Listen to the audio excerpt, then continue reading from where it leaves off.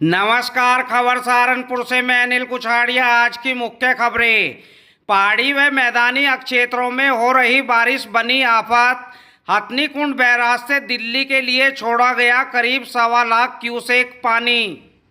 सरसावा क्षेत्र में यमुना नदी का जल स्तर बढ़ने से ग्रामीणों में बढ़ने लगी बेचैनी।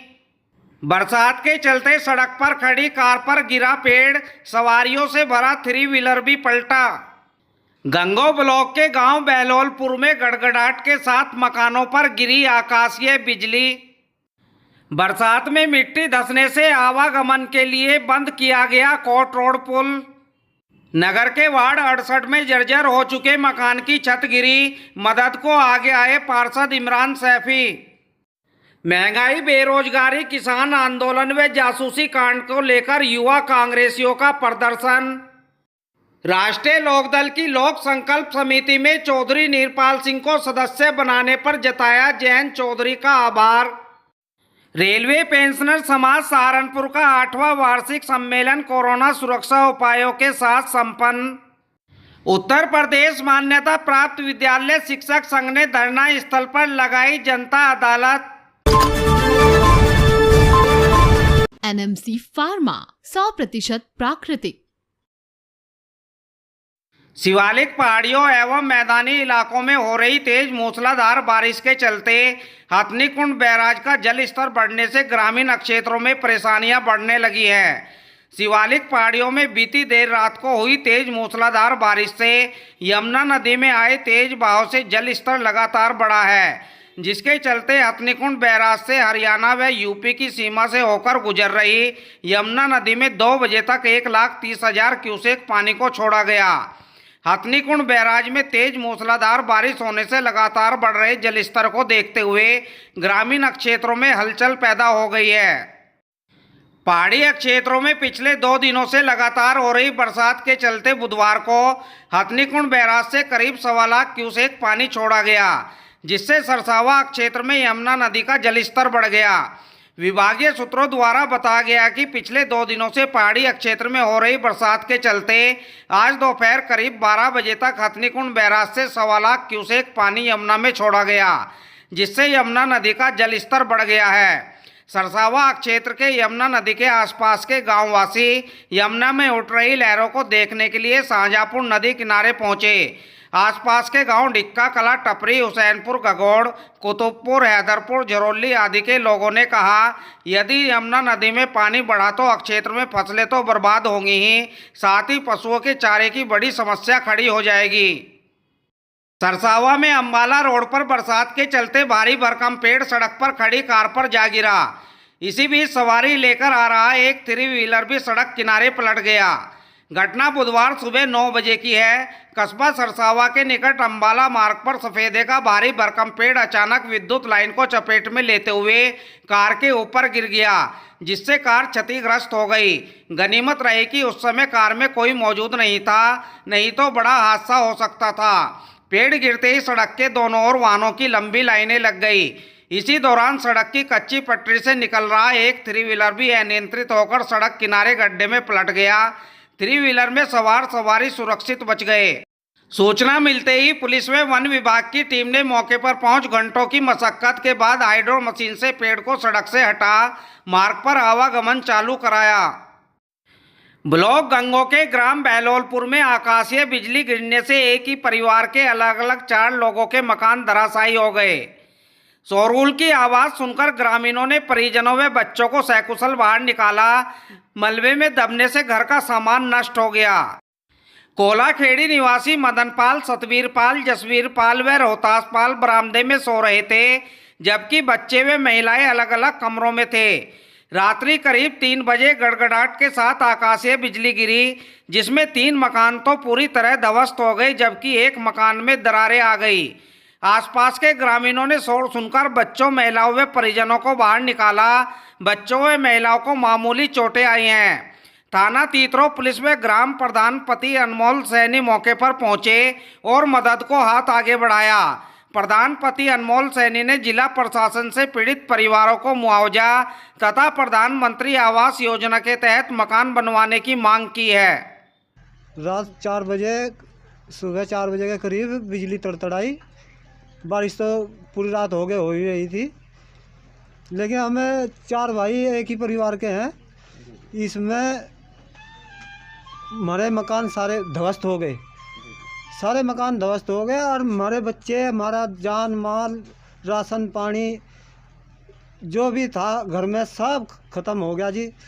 और प्रधान जी पर सूचना आकर प्रधान जी भी मौके पर आए, उन्होंने आके हमारे बच्चे निकलवाए, हमारा सामान निकलवाया। उन्होंने पुलिस पर फ़ोन किया, पुलिस भी मौके पर आकर हमारी मदद करी। को ज़्यादा से ज़्यादा आर्थिक रूप से ज़्यादा नुकसान हुआ है और मेरी सरकार से ये अपील है कि इनको ज़्यादा से ज़्यादा आर्थिक सहायता दी जाए। इस मामले में मैंने माननीय जो क्षेत्रीय विधायक हमारे किरत सिंह जी, उनको भी टेलीफोन करके सूचना दी है। उन्होंने भी सहायता का पूरा आश्वासन दिया है। बारिश में कचेरी पुल की मिट्टी धंस जाने से उसे यातायात के लिए एक बार फिर बंद कर दिया गया। गौरतलब है कि 3 माह पूर्व ही कचेरी पुल पर मरम्मत निर्माण का कार्य किया गया था। कार्यदायी संस्था द्वारा पुल को आवागमन के लिए निर्धारित अवधि से पहले ही तैयार कर दिया गया था, जिसकी नगर के लोगों ने भरसक सराहना भी की थी। लेकिन निर्धारित अवधि से पहले किए गए काम ने अपना रंग दिखा दिया। मिट्टी धंस जाने के कारण पुल की सड़क भी धंस गई। पुल को आवागमन के लिए बंद कर मरम्मत कार्य शुरू कर दिया गया है, जिसके चलते लोगों को आने जाने में भारी दिक्कतों का सामना करना पड़ा। यातायात का पूरा बोझ अस्पताल वाले पुल पर पड़ा है। आज बरसात के बावजूद पुल पर वाहनों की लंबी लाइनें लगी रही। वार्ड 68 आली एन ग्रान के मोहल्ला सराय अहमद अली में बरसात से एक मकान की छत गिर गई। हादसे में परिवार के लोग बाल बाल बच गए। रुक रुक कर हो रही बारिश के कारण वार्ड 68 आली एन ग्रान के मोहल्ला सराय अहमद अली में बरसात के मौसम में जर्जर एक मकान की छत गिरी। सूचना मिलते ही पार्षद हाजी इमरान सैफी ने मौके पर जाकर जायजा लिया और परिजनों को शीघ्र ही मकान बनवाने का आश्वासन दिया। नाम? आबिदा। क्या हुआ रात? रात बारिश आई है, सारा गिर गया यहाँ से। वो तो इसके पापा यहाँ लेटे हुए थे, बच्चे अंदर सो रहे थे। जब गिरी तो हम सारे उठ गए। तो किसी के चोट तो नहीं आई? नहीं, बस अल्लाह का शुक्र सब बच गए बच्चे। तो सामान वार्ड नंबर 68 इमरान सैफी। देखिए, मुझे मेरे संज्ञान में भी आया है कि मेरे वार्ड में ये रात मकान गिरा है। इसके बड़ा हादसा होने से बच गया है। छोटे छोटे बच्चे थे, इनके 5-6 बच्चे हैं और ये मकान जो है रात जर्जर हालत में पहले से ही था। इन्होंने मेरे संज्ञान में नहीं दिया था, नहीं तो मैं इनका फार्म भरवा देता, लेकिन भरा नहीं गया। लेकिन मैं अब ये चाहता हूँ कि इनका फार्म भर जाए और इनको जल्द से जल्द ये मदद मिल जाए ताकि इनका मकान बन जाए। ये बहुत ही ख़राब स्थिति में है, ये आप देख भी सकते हैं सारा इसकी क्या स्थिति है। अभी ये छत बाहर की गिर चुकी है, अंदर। बढ़ती महंगाई, बेरोजगारी, किसान आंदोलन व जासूसी कांड को लेकर युवा कांग्रेसियों ने बरसात के बीच कलेक्ट्रेट में प्रदर्शन किया। कार्यकर्ता जिलाध्यक्ष चौधरी मुजफ्फर अली व युवा जिलाध्यक्ष नितिन शर्मा के नेतृत्व में कलेक्ट्रेट पहुंचे और जमकर नारेबाजी की। उन्होंने राष्ट्रपति के नाम संबोधित ज्ञापन नगर मजिस्ट्रेट को सौंपा।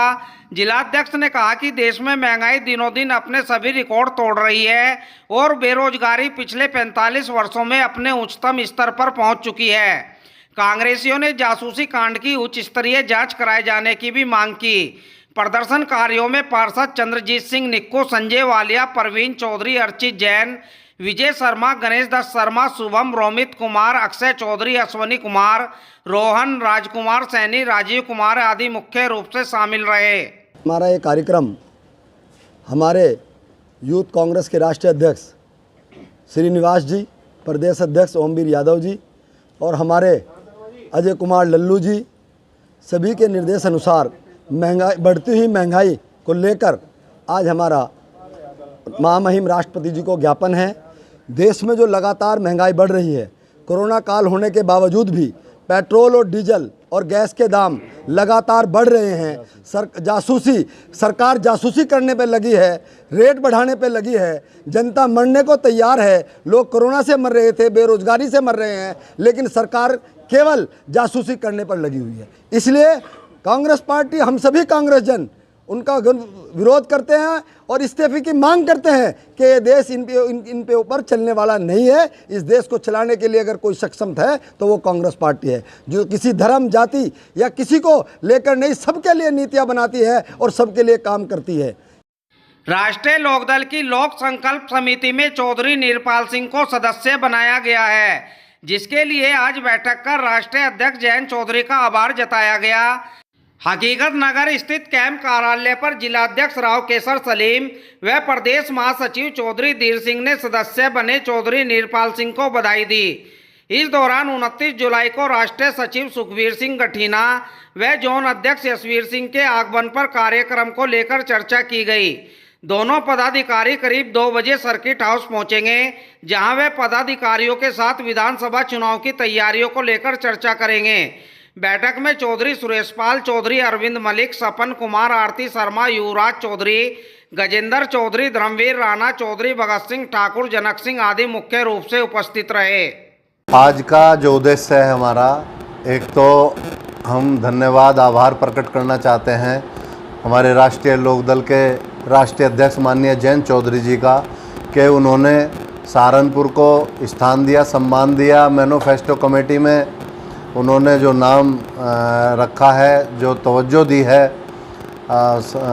लोक संकल्प समिति में, तो हम उनका आभार पूरे राष्ट्रीय लोकदल जिला की तरफ से उनका आभार व्यक्त करते हैं माननीय राष्ट्रीय अध्यक्ष जी का। और आज जो समीक्षा बैठक यहाँ पर आयोजित की गई है, कल हमारे राष्ट्रीय सचिव आ रहे हैं माननीय सुखबीर सिंह गठीना जी, और उनके साथ डॉक्टर यशवीर जी सीनियर लीडर, काफ़ी लोग कल आ रहे हैं। सर्किट हाउस में प्रोग्राम है, उसके लिए आज समीक्षा बैठक बुलाई गई है। रेलवे पेंशनर समाज सहारनपुर का 8वां वार्षिक सम्मेलन कोरोना सुरक्षा उपाय के साथ संपन्न हुआ। सम्मेलन के मुख्य अतिथि रेलवे मंडल कार्मिक अधिकारी जय सिंह, पंजाब नेशनल बैंक के सहारनपुर मंडल मुख्य प्रबंधक MC दुर्गापाल, विशिष्ट अतिथि रेलवे मुख्य हित निरीक्षक अरुण कुमार, पंजाब नेशनल बैंक शाखा प्रबंधक अशोक कुमार रहे। उनके द्वारा वार्षिक पत्रिका का विमोचन भी किया गया। संस्थापक RC शर्मा ने नई कार्य समिति की घोषणा की, जिसमें VP श्रीवास्तव, TA सरफानी, महेंद्र कुमार को संरक्षक, RK धिंगड़ा को अध्यक्ष, मूलचंद रांगड़ा को महामंत्री, NS चौहान को कोषाध्यक्ष, हरीश कुमार को वरिष्ठ उपाध्यक्ष, KL शर्मा, अरविंद शर्मा, HC राम, विजय लक्ष्मी को उपाध्यक्ष, देवेंद्र कुमार को मंत्री, JN शर्मा, VK त्यागी, अमरनाथ त्यागी को सहायक मंत्री, बलजीत जायसवाल को सहायक कोषाध्यक्ष, अजीत सिंह को ऑडिटर बनाया गया। जबकि संध्या रानी, श्री कृष्ण आर्य, बलदेवराज, वेद प्रकाश, जगदीश प्रकाश शर्मा, इंद्रजीत कुमार, मंजीत सिंह काला, राजेश गोयल व VK शर्मा को सदस्य कार्य समिति में शामिल किया गया। रेलवे पेंशन समाज के स्थापना दिवस पर ये हमारा 8वां वार्षिक सम्मेलन का आयोजन है। कोरोना काल को ध्यान रखते हुए हमने सीमित अतिथियों और सीमित संख्या के साथ इस कार्यक्रम का आयोजन कर रहे हैं। इसमें हमारे रेलवे के डिविजनल पर्सनल ऑफिसर जय सिंह जी और पंजाब नेशनल बैंक के circuit chief manager Shri MC Durgapal ji आए हुए हैं। इसमें हम पेंशनर्स की समस्याओं पर विचार कर रहे हैं, अपने अधिकारियों के सामने उन समस्याओं को रख भी रहे हैं और उनसे समाधान भी वो लोग काफ़ी दे रहे हैं। और इस तरह से वर्ष भर में अपनी गतिविधियों पर चर्चा करते हुए, आय का व्यय का विवरण करते हुए और आगामी 1 वर्ष की कार्य योजना भी हम इस सम्मेलन के अंदर तैयार करते हैं। उत्तर प्रदेश मान्यता प्राप्त विद्यालय शिक्षक संघ ने हकीकत नगर के धरना स्थल पर जनता अदालत का आयोजन किया और धरना दिया। प्रदेश अध्यक्ष डॉक्टर अशोक मलिक ने कहा, सरकार का नया फरमान निजी स्कूल संचालकों को कतई बर्दाश्त नहीं, क्योंकि निजी स्कूल RTI के दायरे में नहीं आते। इससे निजी स्कूलों का शोषण चरम सीमा पर होगा और उनकी स्वायत्तता खत्म हो जाएगी। इसलिए निजी स्कूलों को RTI कानून के दायरे से बाहर रखा जाए। इस दौरान अमजद अली एडवोकेट, KP सिंह, गयूर आलम, BN पांडे, अमजद अली एडवोकेट, प्रकाश पांडे, सुशील पुंडीर, शशिकांत शर्मा, संजय रोहिला, मुकेश सहजवा, राजकुमार, विक्रांत शर्मा, गौरव, रेखा चौधरी, सुलोचना, सुषमा, लक्ष्य, अमरीश शर्मा, देवेंद्र पवार, अरविंद शर्मा, मुक्तदीर हसन, परवीन गुप्ता, दिनेश रूपड़ी आदि मौजूद रहे।